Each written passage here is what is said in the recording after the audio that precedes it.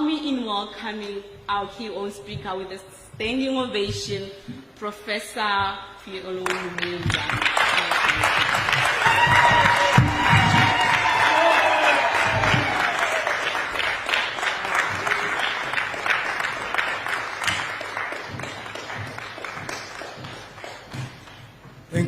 Thank you very much. Let me start by recognizing in our midst the Chief of Staff of the Lesotho Defense Forces, the senior military officers here present, the senators here present, members of parliament here present, representatives of different departments of government, my learned friends who are here present, and of course, the man in whose honor we are assembled here, Botata Kennedy Selassie. I'm told Selassie is the Lesotho version of Silas, which is a very good thing. At the very outset, let me congratulate you for taking time out of your very busy schedule as a serving military officer to write not one, not two, but 3 books and many more coming. And I'm happy to be present on the occasion of the launch of your 2 books, Recoil, which is a sequel to your original book, Recoil, and the biography that you've written, Against All Odds. Many have spoken before me and have repeated what we know, that Africa has sometimes been described as a literary desert. That is to mean that not so many books come out of the continent. But I think that is no longer true. Many Africans are now writing in different areas, in fiction, in the sciences, in history, in biographies and in autobiographies. Today, you add to the number of young Africans who are committing pen to paper and producing celebrated books. And it's very important to recognize that you are doing so during the year that has been dedicated by the African Union in the spirit of Africa Agenda 2063 as the year of art, culture, and heritage. I congratulate you. I also congratulate you for establishing a foundation which I'm informed is very active in addressing the plight of fellow Basotho. There is wisdom in doing that. We can never change the world, but we can make our contribution. If one were to be melodramatic about it, one would say it takes droplets to make an ocean. Your foundation is such a droplet. And when history is written of your country, I am certain that you will find a paragraph, if not a whole chapter. You have sat here as the head of the Lesotho military, who is your superior, saying good things about you. That doesn't happen too often. Don't take it for granted. You've sat here and you've listened to your commanding officer saying good things about you. That doesn't come too often. It has been said of you that you've not only been recognized here in Lesotho, but you have been recognized in the continent of Africa, and that you have been recognized in the world. This is just but the beginning.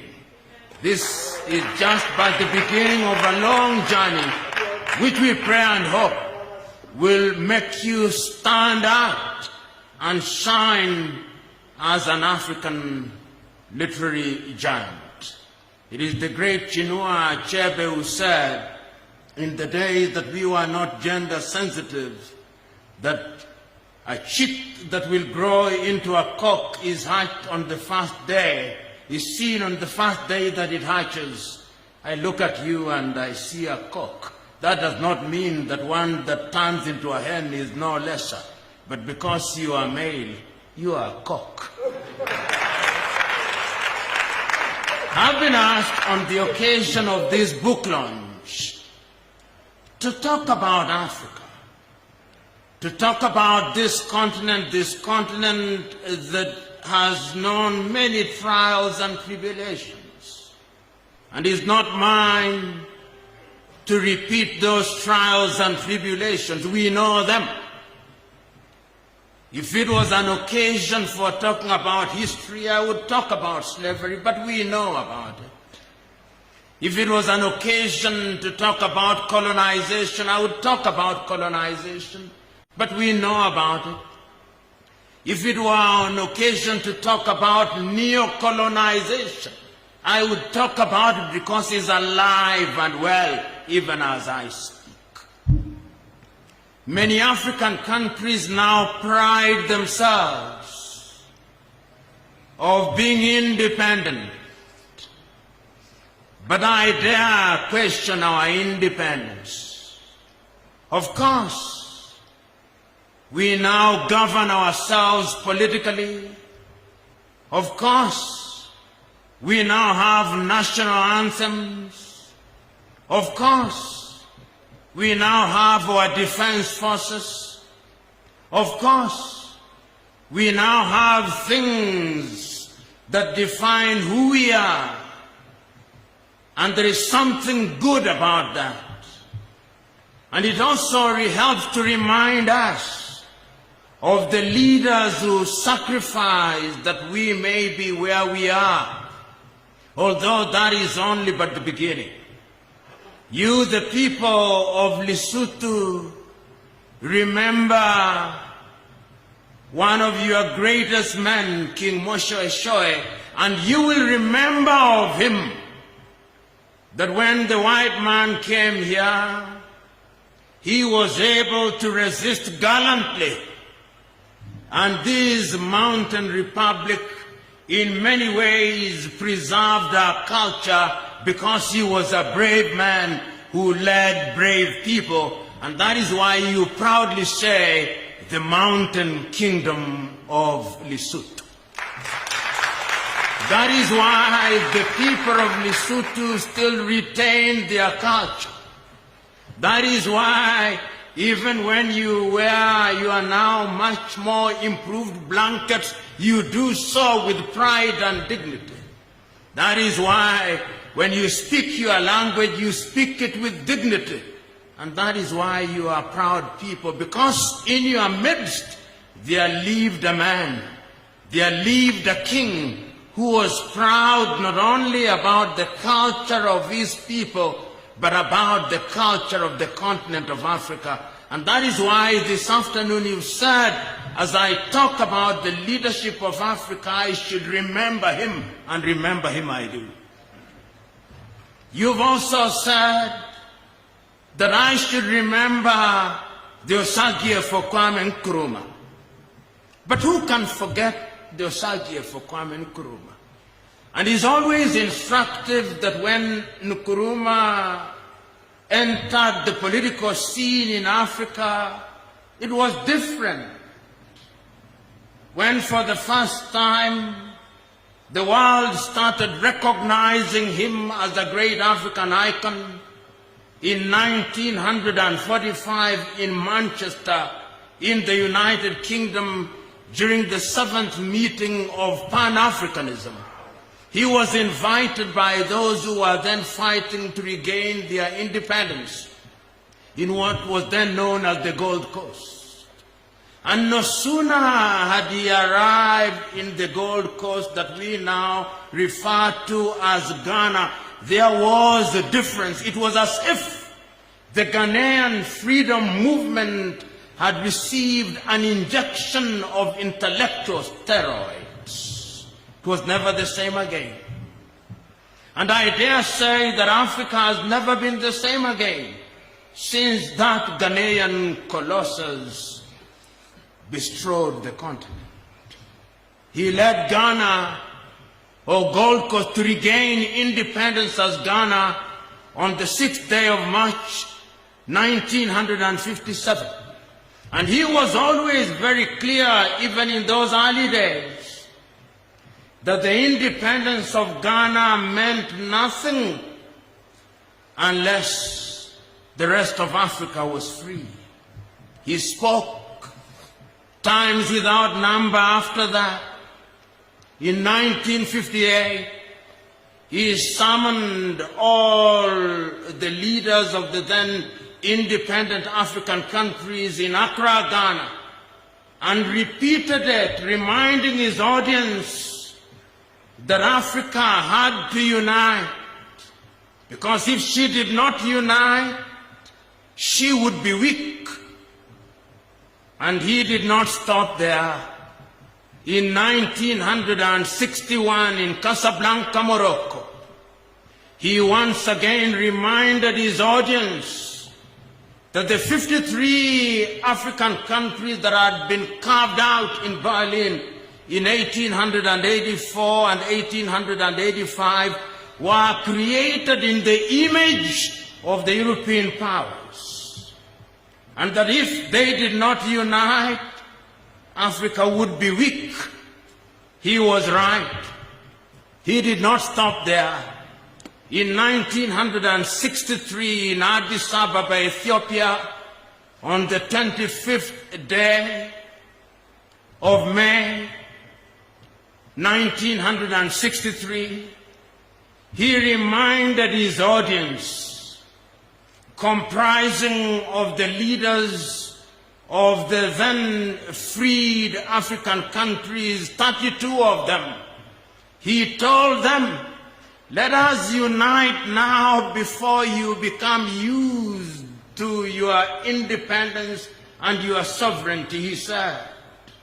Let us leave here, he said, having appointed a committee of foreign ministers to come up with a program to create one common market in Africa, to create one currency in Africa, to create one defense force in Africa, to ensure that all Africa has one passport. They listened to him not. And he said, if we do not do so, Africa would remain weak economically and politically. He reminded his audience that if we did not unite, the imperialists would come back under neocolonialism, and they would manipulate us and would be fighting amongst ourselves as to who was Anglophone, who was Lusophone, and who was Francophone. And he reminded his audience that we who are talking about unity, we would be eliminated through manufactured coup d'etats and civil wars, as if he was a prophet. In 1966, he was eliminated via coup d'etat when he was on a peace mission in Hanoi, in Vietnam.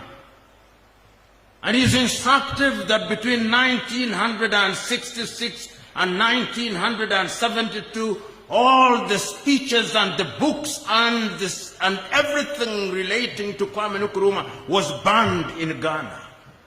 That is how he was disgraced until 1972, when Ignatius Kutu Acheampong became the president, that is when the process of the rehabilitation of the Osagyefo Kwame Nkrumah commenced in earnest.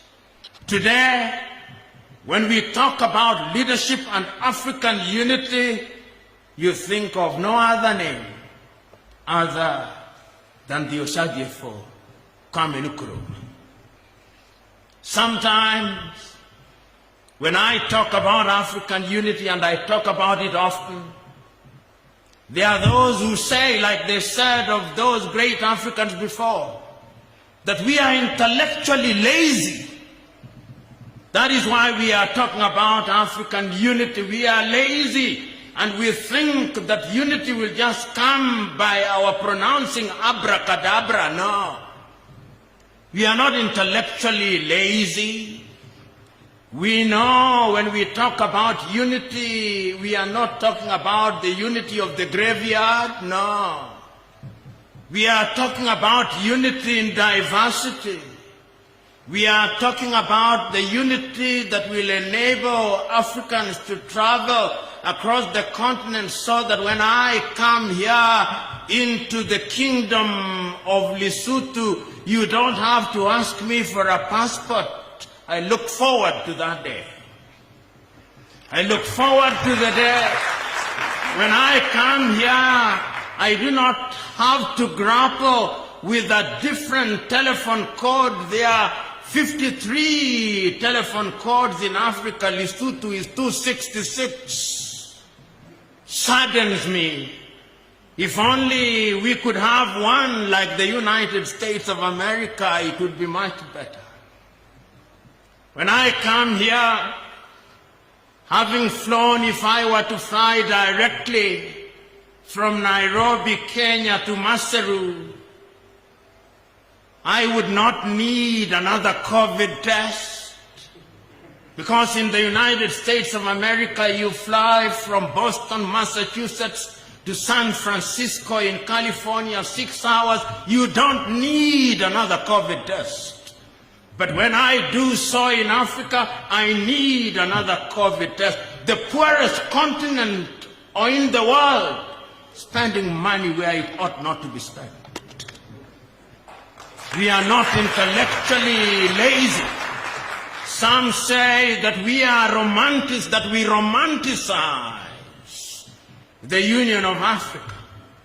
How can we romanticize such an important thing? Kingdom of Lesotho is a great kingdom, but its population at best is only 2 million. If you are in the business of manufacturing 2 million, a market of 2 million is not sufficient. But when we unite and we remove the tariff and non-tariff barriers standing in our way, Lesotho will produce beef, and there'll be a market of 1.4 billion. Lesotho could be the Switzerland of Africa. Or is it that Switzerland will become the Lesotho of Europe? Perhaps that is the better way to put it.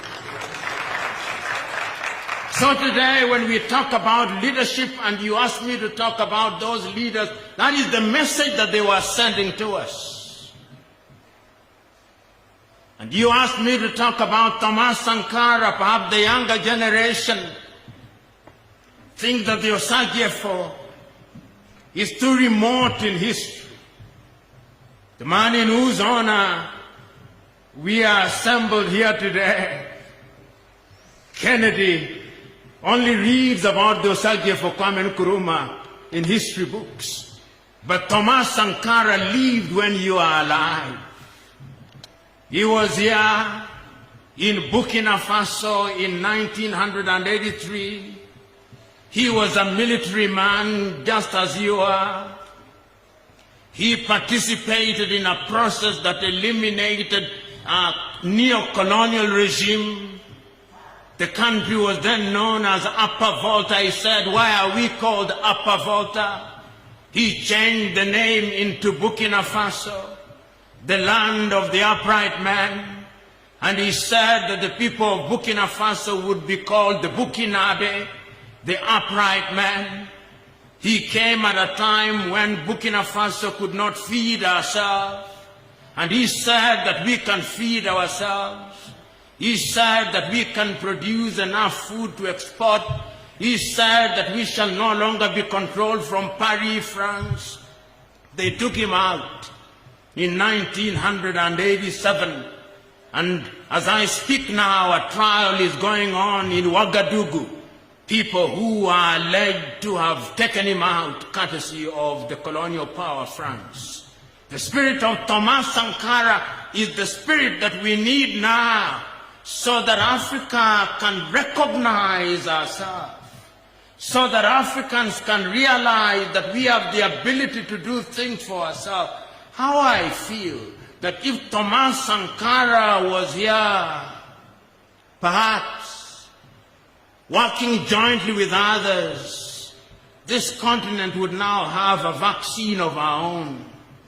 We are going through a pandemic, but I'm quite certain that the Basutu, like all Africans, are waiting for the British to give them AstraZeneca. You are waiting for the Americans to donate to you Moderna or Johnson & Johnson. You are waiting for the Russians to give you Sputnik. And you are waiting for the Chinese to give you Sinovac. For how long will Africa be begging? And you tell me you are independent? Oh, Makame says that it is dependent independence. And when you are independent and you are dependent, I'll not answer the question, just tell me, are you independent?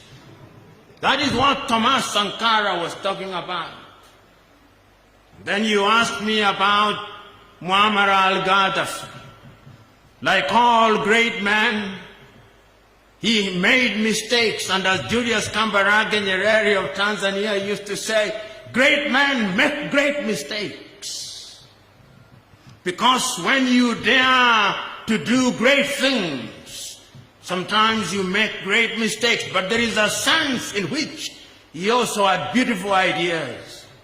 I remember him saying, for how long shall Africa depend on the currency of others? You know, when you travel across Africa, and you have the things that you and me have in our pockets here in Lesotho, you have malot.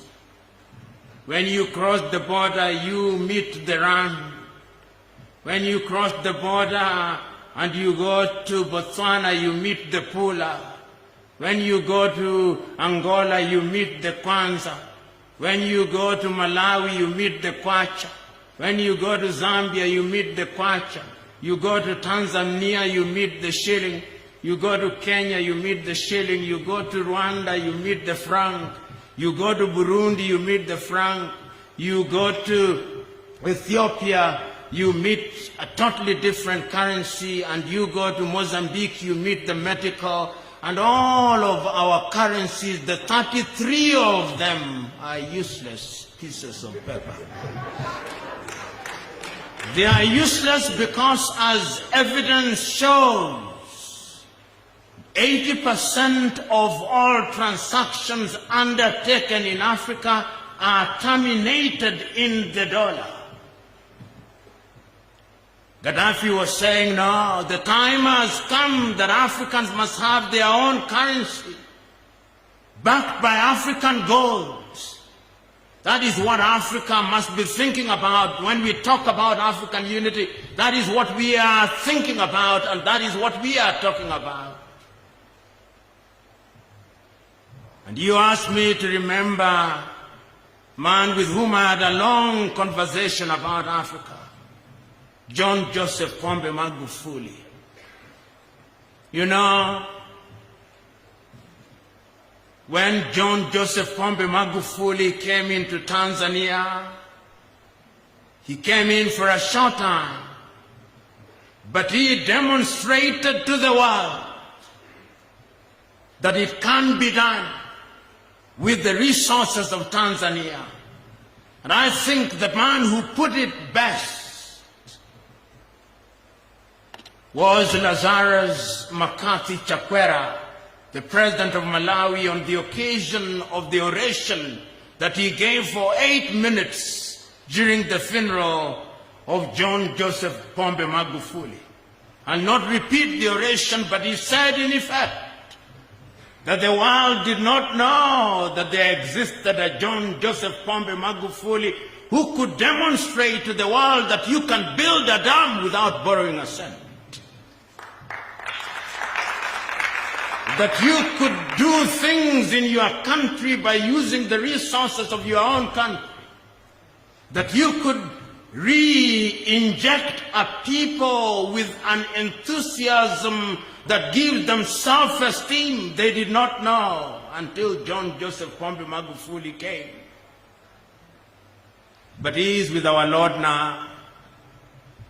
What we can do now, when we remember those 5 leaders and many more, because Africa has had other great leaders in the political arena, you can mention the man who was mentioned a little earlier here, from Mali, Modibo Keita. And you remember that it is Modibo and Sékou Touré of Guinea and, of course, Kwame Nkrumah of Ghana who started to create something that would have led to African unity.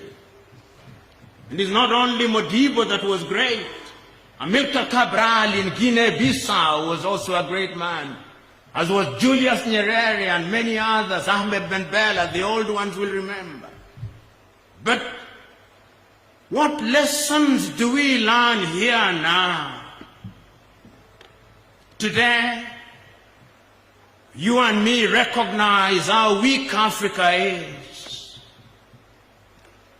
Writing in 1963 in a book entitled Africa Must Unite, Kwame Nkrumah says, Africa may be in a position to free herself politically. She may even be in a position to free herself economically. But my fear is the psychosocial impact of colonization. The Europeans have succeeded in demonstrating and in telling the African that he is inferior. And somehow the Africa still believes that he is inferior. He said that that will take a little longer to eliminate. The European has made the African hate what is African and love what is European. And today, when I look at Africa, even in the most mundane of things, it pains me that the Osagyefo was right. Because the battle is the battle of the minds. We of the old generation, and I believe it is also true here in Lesotho, when you have gone to school and you are in the middle class, you don't want your children to speak your mother tongue. You want them to speak English. When they speak Sesotho, you warn them. That is not good. We love the things that the colonialists taught us. If you go to the former French colonies, they want them to speak French. If you go to the former Portuguese colonies, you want them to speak Portuguese. And we do not stop there. When we go into the restaurants, the food that we order and love is English, French, complete by describing potato chips as French fries, even when they are grown here in Lesotho. And even our youngsters The things that they love, if it is football, they don't love your football. Young men are busy on a daily basis watching English football. Manchester United, Arsenal, Chelsea. And if they move away from England, they go to Paris Saint-Germain. If they move a little, they go to Spain, Real Madrid, Barcelona. And if they move away, they go to Italy, Roma. Oh, Africa. You'll never hear a young football enthusiast in Lesotho talking about Kaiser Chiefs, or Orlando Pirates, or Mufulira Wanderers, or St. George's in Ethiopia. Our minds are captured. And that is why those leaders that you are talking about are relevant today. Because until the day that we liberate our minds, we will remain weak. So what is the message today? The message today is, as has been told, it was said very early on, the good brigadier told us that when the hunters write the stories, it is the exploit of the hunters that is spoken about, not the glory of the animals. The young lady who was the program director told us, and we remember this, that is not the glory of the lion that is talked about, but the glory of the hunter. In my analogy, we Africans have been the lion for too long. The time is now that we begin writing our stories. And that is why, Kennedy, you are doing a great thing. You are now telling us stories as told by a person who is from Lesotho, a Basotho, telling your own story. You are not allowing some European historian, some European anthropologist to come and tell you what to write. You are writing it from the depths and the inner sanctums of your mind and your heart. It is only in that way that Africa will be liberated. So, ladies and gentlemen, when today we are assembled here primarily for the purpose of launching a book, it is also incumbent upon us to go back and think of our leaders not simply as people whose ideas are fossilized in time, but as people whose ideas can be activated for a general benefit. So what do I see when I look at Africa today, standing on the shoulders of those great leaders of old? When I stand on the shoulders of King Moshe Shoe I, of the Basotho people, this is what I see. I see an Africa where people are proud of their culture, because that is what he fought for. I see a people who are proud of being the Basotho, but also proud of being Africans. I see a people who are proud and dignified. I see a people who recognize that our dignity lies in our diversity, standing on the shoulders of Moshe Shoe I can see it. When I stand on the shoulders of the Osagie for Kwame Nkrumah, accuse me all you want, call me intellectually lazy, call me a romanticist, call me naive, but when I stand on the shoulders of the Osagie for Nkrumah, this is the Africa that I see. I see an Africa one day where there'll be a single passport for all of us. I see an Africa one day where there'll be a single telephone code for all of us. I see that Africa. I see an Africa one day where there'll only be one ambassador for the entire continent of Africa at the United Nations. I see an Africa one day that will be sitting as a permanent member of the UN General Assembly. I see that Africa. I see an Africa one day where the defense forces of Lesotho will be merged into an African defense force. I see that Africa. I see an Africa one day where the Maloti will be dead. I see an Africa where the Rand will be dead, the shilling will be dead, the Kwanza will be dead, the Kwacha will be dead, the beer will be dead. All these useless currencies will be dead, and there'll only be one currency, the Afro, or whatever name we choose to give it.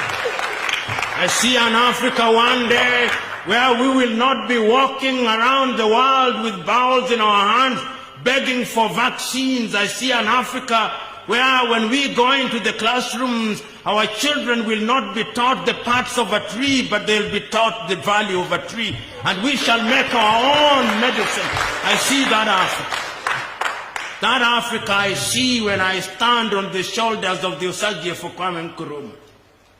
I see an Africa as I stand on the shoulders of Thomas Sankara, an Africa where we will define ourselves, an Africa where we will reclaim the thing that had been taken out of us, so that like Thomas Sankara came and renamed Upper Volta into Burkina Faso. I see an Africa one day where Livingstone in Zambia will no longer be Livingstone. It shall have an African name.